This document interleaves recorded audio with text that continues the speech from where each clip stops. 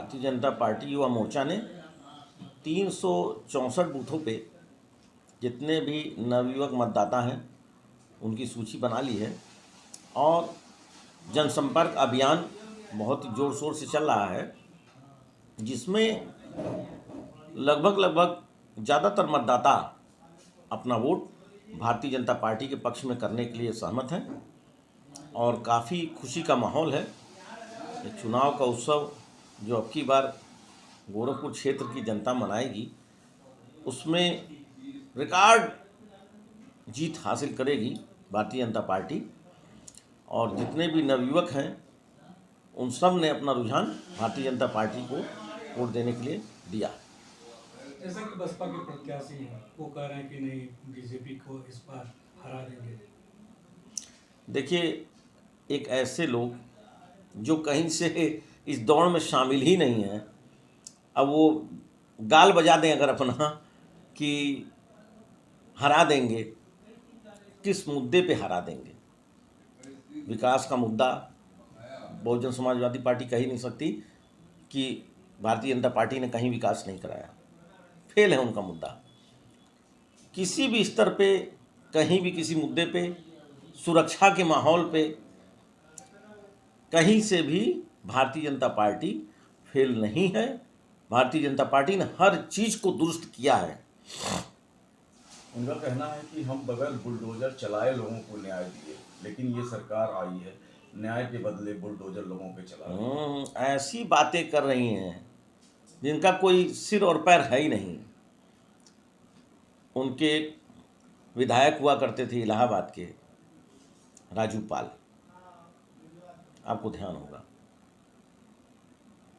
तो उस विधायक को किसने मरवाया, किसने मारा, ये किसी से छुपा तो था नहीं। क्या न्याय दिलाया था इन्होंने उसको? सिर्फ उसकी पत्नी को टिकट दे दिया, बस ये न्याय हो गया। न्याय तो भारतीय जनता पार्टी की सरकार में परम पूज्य महाराज योगी आदित्यनाथ जी ने दिलवाया है। उसके गवाह की हत्या जिन व्यक्तियों ने की, तुरंत कार्रवाई करके सबको दंडित किया। और क्या हुआ ये किसी से छिपा नहीं है, ये पूरे भारत ने देखा। इतना तीव्र और इतना ईमानदार न्याय केवल एक मजबूत सरकार ही दे सकती है, ये उस बात का प्रमाण है। आप और आपकी पार्टी कह रहे 400 के पार, लेकिन 2 फेज के चुनाव और पोलिंग हो गए, जिसमें सारे चैनल या सारे मीडिया जो सर्वे दिखा रहा है आपको पीछे दिखा रहा है। अभी कहीं कोई चीज़ खुली तो है नहीं। ये केवल बस मनोबल तोड़ने वाला काम जो जनता के लिए करना चाहते हैं कि जनता का मनोबल टूटे कि नहीं, वो तो भारतीय जनता पार्टी के पक्ष में वोट नहीं पड़ रहा, कम पड़ रहा है। ये केवल एकमात्र दिखावा है विपक्षियों का।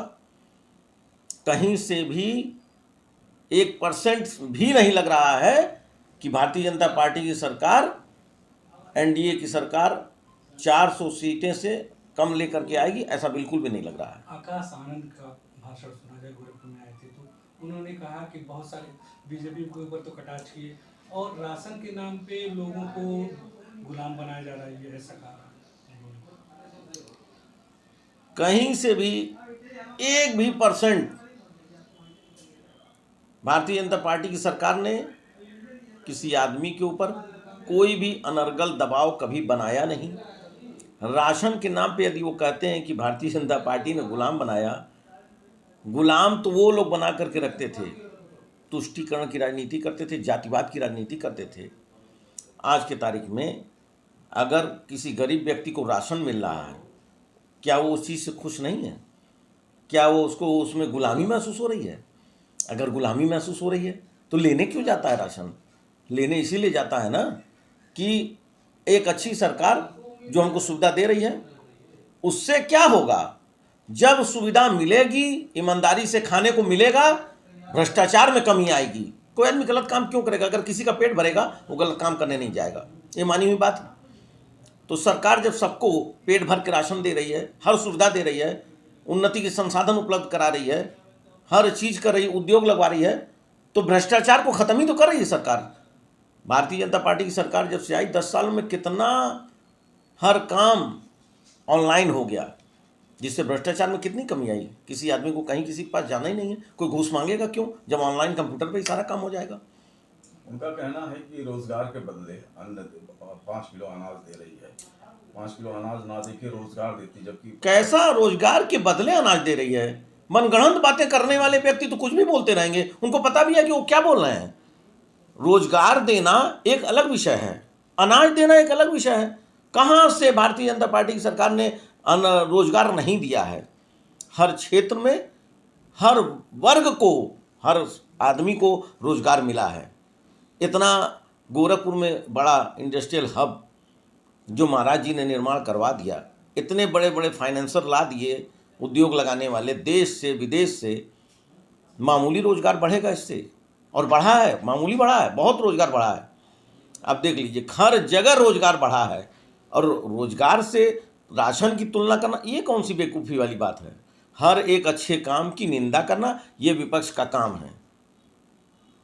आप समझिए, यही तो विपक्ष का एक पहला मुद्दा है कि हर अच्छे काम की निंदा करो, उसको पब्लिक के सामने निंदा करके दिखलाओ। अरे पब्लिक समझदार है, वो जान रही है कि हमको क्या मिल रहा है, कैसी सरकार के कार्यकाल में हम लोग जीवन व्यतीत कर रहे हैं। इतना सुनहरा काल 10 साल का जो बीता देश के लिए, वर्ष 2017 से जब से हमारे परम पूज्य योगी आदित्यनाथ जी महाराज ने गद्दी संभाली उत्तर प्रदेश के मुख्यमंत्री पद की, तब से लेकर के आज तक जो प्रदेश में उन्नति हुई है, जो प्रदेश में सुरक्षा का माहौल बढ़ा है, उससे जनता खुश है। और जनता को पता है कि कौन आदमी भ्रष्टाचार के खिलाफ काम कर रहा है, कौन आदमी उन्नति के लिए काम कर रहा है, किस व्यक्ति ने हमारे लिए क्या किया, ये जनता से छिपा नहीं है। अन्य प्रादेशिक सरकारों की यदि आप बात करिए ना, क्राइम पे कोई कंट्रोल उन लोगों का नहीं था, किसी विकास के ऊपर उनका कोई कंट्रोल नहीं था। जहाँ जहाँ वो लोग रहते थे, जैसे कि समाजवादी पार्टी की सरकार, सफाई में उन्होंने जन्नत बनाया, उनको लगा कि अब तो बस यहीं पे स्वर्ग बनना है। उसी तरह मायावती जी ने लखनऊ में बहुत बड़ा पार्क बनवा लिया, बड़े बड़े हाथी लगवा लिए, बस उससे हो गया रोजगार का काम पूरा, उससे रोजगार मिल जाता था लोगों को। आप खुद सोचिए, जनता का पैसे का क्या दुरुपयोग होता है। ये समाजवादी पार्टी की सरकार से और बहुजन समाजवादी पार्टी की सरकार से आप स्वयं देख करके महसूस कर सकते हैं कि जनता के पैसे का सिर्फ दुरुपयोग होता था। हमारे परम पूज्य योगी आदित्यनाथ जी महाराज, जिनके लिए केवल बस 2 जोड़ी वस्त्र काफ़ी है, उनको और कोई भी दिखावे वाली जीवन को नहीं जीना है, वैसे व्यक्ति के लिए कौन सा ग्लैमर की ज़िंदगी वो जी रहे हैं। आज भी चिलचिलाती हुई धूप में उसी कपड़े में वो निकलते हैं। जाड़ा था, जाड़े में भी वही वस्त्र पहन करके वो निकलते थे। न तो उनको कोई दिखावे से लेना देना है और ना ही किसी प्रकार के ग्लैमर की ज़िंदगी वो जीते हैं। उनको कहीं कोई प्रपंच नहीं है और कहीं कोई गलत व्यक्ति की पैरवी नहीं करते हैं वो। तो उस सरकार के विरुद्ध में जो भी सरकार पूर्व की रही हैं, उनके जो नेता रहे हैं, आज उनकी सीट पूरी तरह छीन चुकी हैं, तो वो कुछ भी अनाप शनाप बोले जा रहे हैं।